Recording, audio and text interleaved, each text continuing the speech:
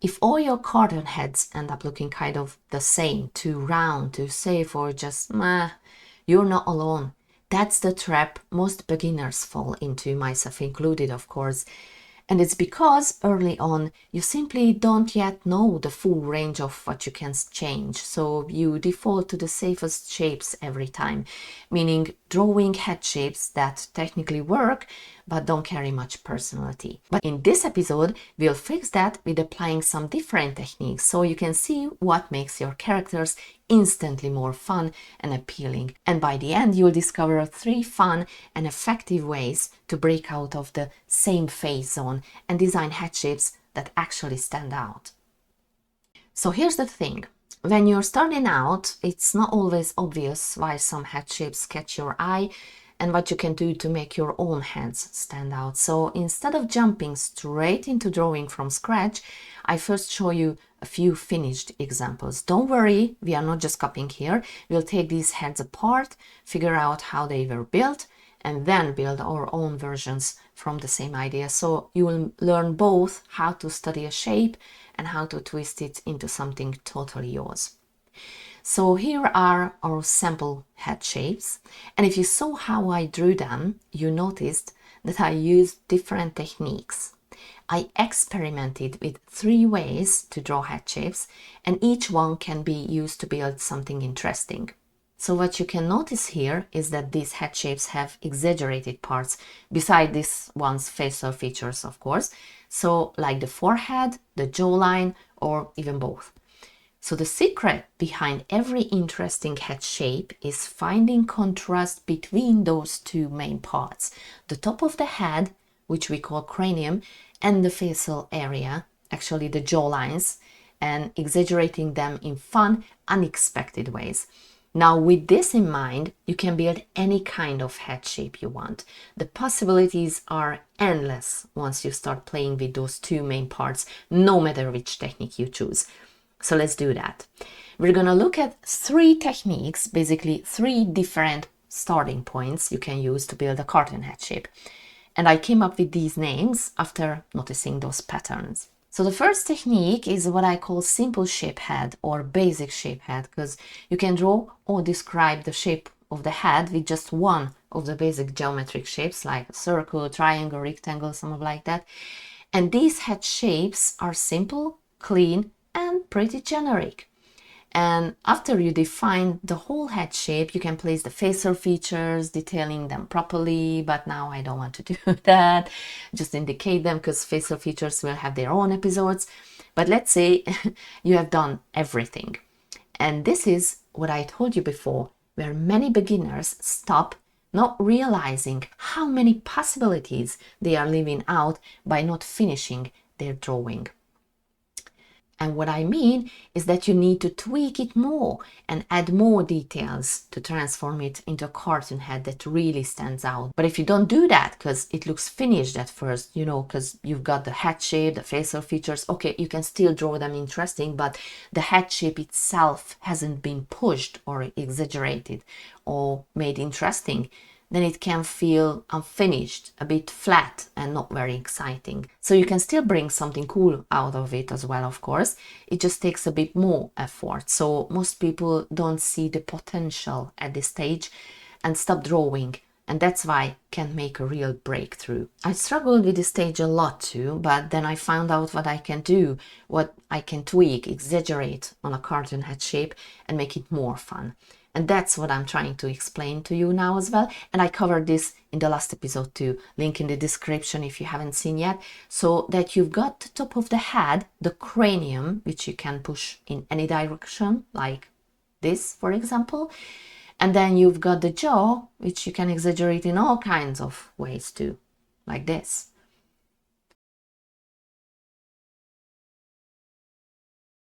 Or let's take another one, a square shape. We determine the placement of the facial features and start to draw the actual shape of the head around these features. But it's just really the matter of habit how we start it. We place the facial features first, then draw the head shape itself, or the other way around.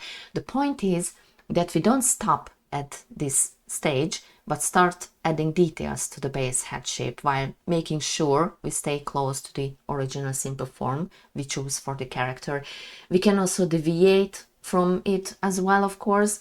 If that's the case, just make sure that give it enough characteristics with the exaggeration and the details. For example, I didn't leave the chin simple, but give it a little tweak. The whole head shape stayed squarish, but not that simple.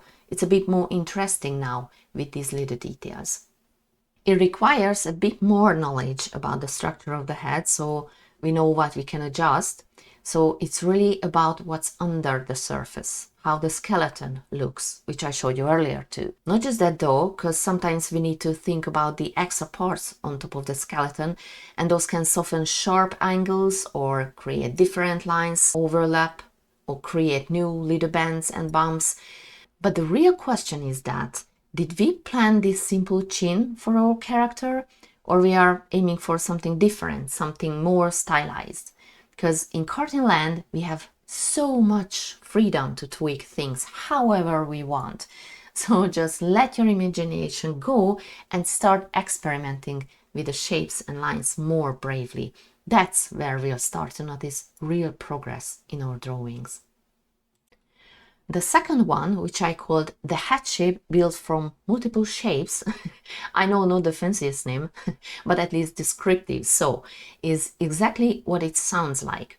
We build our cartoon head shape using different shapes, one for the top of the head, where the eyes sit, and another for the lower part, the face. Here you can go absolutely nuts. Leave the cranium tiny and draw the jaw huge, or the opposite, or exaggerate both parts for a truly silly look, and then start adding details to bring the head to life. So let's start by drawing a guy with a tiny cranium with the eyes in their spot. In my previous video, I talked about why we know that the eyes will be here, so you can watch that episode after it if you haven't already, and we'll give him a huge jaw. This is gonna be a really bulky looking character. We'll add the nose and mouth too, but I don't want to put too much emphasis on them because we are focusing on the head shapes now. So what we've done here with the two main parts is left the cranium really small while exaggerated the jaw into a huge one. Let's do another one where we do the opposite. We'll go for a big forehead and small jaws. As you can see, I draw the placement of the eyes, and here's the tiny jaw part. And if you start working on the details, you can see that we've got this clever guy with, with big glasses. So it only depends on the details which you will add to it. We'll also learn about stereotypes later, by the way. Now that's gonna be fun, so stick around if you're interested in finding out a lot more about it. The third technique is what I call the exaggerated shape head, because in this case, you start with a more complex form as the head shape. Basically, you immediately exaggerate the parts of the head as you draw it out, and not just the head shape itself. So you can use this technique when you when you honestly have no idea what you want to draw. So no clear plan, no predefined head shape in mind, maybe just a feeling that you want something interesting. Okay, maybe for some might already have a vision and draw their lines to match that idea, but here the goal is that you draw this shape as unexpected as possible. The weirder, the better. So let's try it out and draw something like this.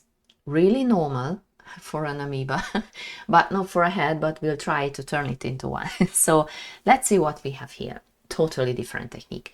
So this can be a big nose, and if that's the nose, then eyes will sit somewhere here. Here can be the mouth, ears here, and we can start to adjust it in a bit more if you like. It's not about that you can tweak it more. The point is that it will push your imagination forward, and don't try to straighten the line. So if the shape gives you a giant nose, then keep it. Just make it fit with the rest of the face so it feels believable. So it might require some skill to be able to connect the individual part of the face believably, but can be good starting point if you want to create something really unordinary. And by the way, as you can see, these head shapes are always from different angles, so almost never from front, which requires more skill again, which we absolutely don't have yet at this beginner stage. So I might rush forehead a bit, but you get the concept. So you can draw any amoeba kind of shape with more protruding parts. Then you would try turning into something funny, but still readable, understandable head shape. And if you start drawing with this technique, you will immediately get the exaggerated facial parts as well. So I think we'll pull out this technique again when we're over with the facial features episode. But until then, you can experiment with this technique as well. So yeah, these are the starting points I found for drawing fun and interesting cartoon head shapes, at least so far. I'm still just at the beginning of my journey too, so who knows, when I dig deeper and find something else, I make another video on that. But now I'm going to make another PDF for you guys all about exaggerated head shapes. Actually, it's a mix of this and the last video on head structure. So you'll find links to the previous video and all my PDFs in the description. And once this one's ready, I'll upload it too, so keep an eye out. I dropped the link there. Thank you for watching. Don't forget to practice a lot. See you in the next one.